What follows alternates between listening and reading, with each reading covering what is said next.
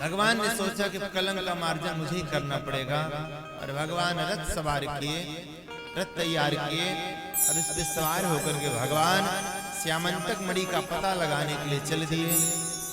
जंगल में ढूंढते ढूंढते कई दिन बाद प्रसेनजीत की लाश मिली, लेकिन वहां मणि नहीं मिली। भगवान ने देखा वहां पर एक शेर के पद चिन्हों के निशान हैं।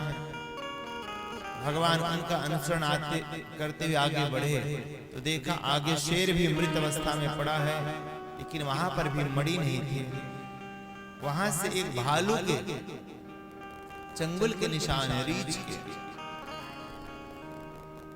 प्रेम से कहिए श्री राज है। अब भगवान वहां से जब आगे बढ़े तो गुफा दिखाई दी, और उस गुफा में एक सुंदर सी नवयुवती उस मणि को गेंद समझकर खेल रही थी। भगवान गए, मणि ले लिए। वो कन्या रोती हुई पिता के पास गई और बताई तो विशाल का एक रीछ भालू, ये जामवंत महाराज जी थे, आए और भगवान से युद्ध करने लगे।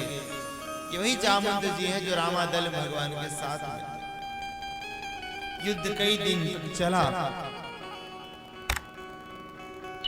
और युद्ध करते करते अचानक जामवंत जी ने देखा कि भगवान के हृदय में भृगुलता का चिन्ह है।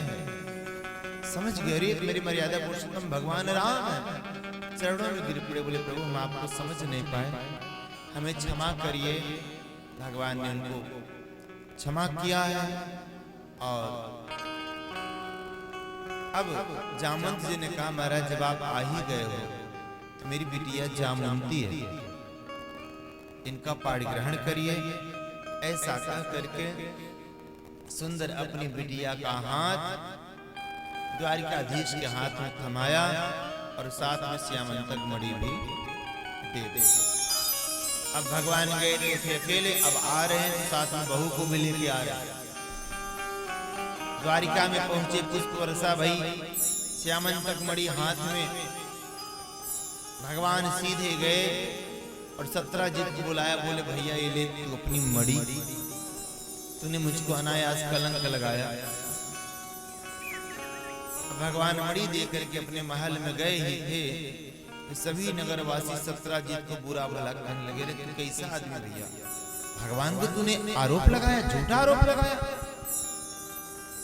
जो ही आए वही ताना मारे, जो ही आए वही ताना मारे। सत्राजित सोचे अब कैसे बचे। मणि देने के लिए भगवान के पास गए, बोले महाराज मणि अब ले लो, हमें नहीं चाहिए, लोग बड़ा ताना मार रहे हैं। भगवान ने कहा तुम मणि ले जा भाई, हम इसने मुझको कलंक लगवा दिया, हम इन्हें नहीं रखना चाहते, ले जाओ। अब सत्राजित ने विचार किया आप कैसे करें, लोग जिन्हें नहीं दे रहे हैं। तो सत्राजित की बड़ी सुंदर बिटिया थी जिसका नाम था सत्यभामा। भगवान ने सोचा, सत्राजित ने सोचा कि अगर अपनी बिटिया की शादी भगवान के साथ कर देंगे तो दहेज मणि भी दे देंगे, और भगवान के रिश्तेदार बन जाएंगे तो किसी की हिम्मत नहीं होगी कि मुझे ताना मार देगा। वही उनकी अपनाई और बिटिया का विवाह भगवान के साथ किया, साथ में दहेज में वो मणि भी दे दी। और जब भगवान के रिश्तेदार हो गए तो महाराज सब उनको ताना मारना बंद कर दिए। इस प्रकार से मेरे बिहारी जी की 3 शादियां हुई, रुक्मणी जी के साथ, सत्यभामा जी के साथ, जामवंती जी के साथ। प्रेम से कहिए श्री राधे। उसके पश्चात भगवान का विवाह कालिंदी के साथ हुआ, मित्रविंदा के साथ हुआ, नागजिति के साथ हुआ, लक्ष्मणा जी के साथ हुआ और भद्रा जी के साथ हुआ। मेरे भगवान की कुल ये 8 शादियां हुई। मेरे परीक्षित जी ने प्रश्न किया प्रभु हे गुरुदेव, मैंने सुना है भगवान की 16,108 शादियां हुई थी। बोले हुई थी ना? बोले वो जरा प्रसंग सुनाइए। तो बोले एक भौमासुर नाम का राक्षस हुआ है, उसने 16,100 कन्याओं को बंदी बना रखा था और त्रिलोक पर आधिपत्य जमा लिया था। तो देवताओं के आवाहन करने पर मेरे भगवान ने सत्यभामा को लेकर के भौमासुर पर चढ़ाई करी थी।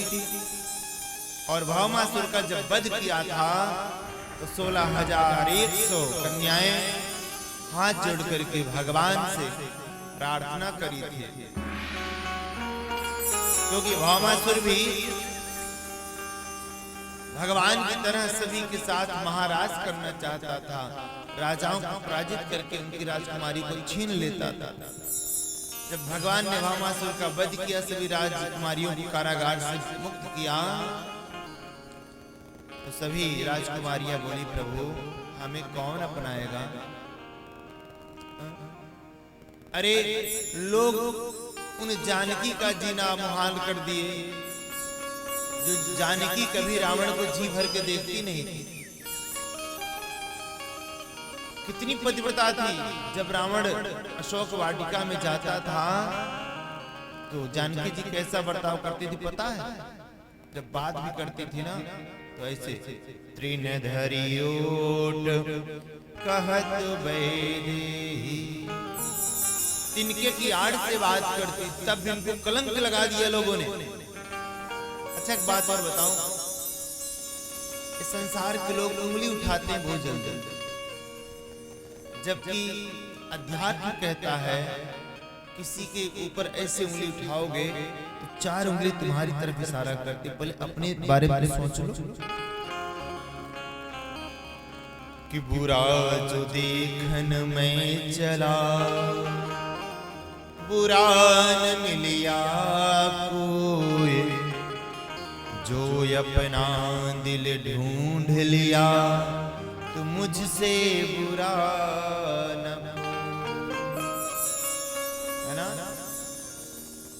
लोग दूसरी की उंगली बहुत जल्दी उठा देते, लेकिन अपने ऊपर नहीं देते कि हम अपने बारे में जरा सोचे विचार करें हम क्या हैं। तो सभी राजकुमारियों ने कहा कि प्यारे, जब जानकी जैसी पतिव्रता स्त्री पर लोग आक्षेप लगा सकते हैं तो हम तो सालों इस राक्षस के कारागार में मुक्त रही, हमें कौन अपनाएगा? हो हमें कौन अपनाएगा प्यारे? परमपिता परमात्मा आप हमारे जन्म जन्मांतर से आप ही थे, क्योंकि ये जो आत्मा है आप परमात्मा है, आपकी ही अंश है और ये आप में मिल जाएगी।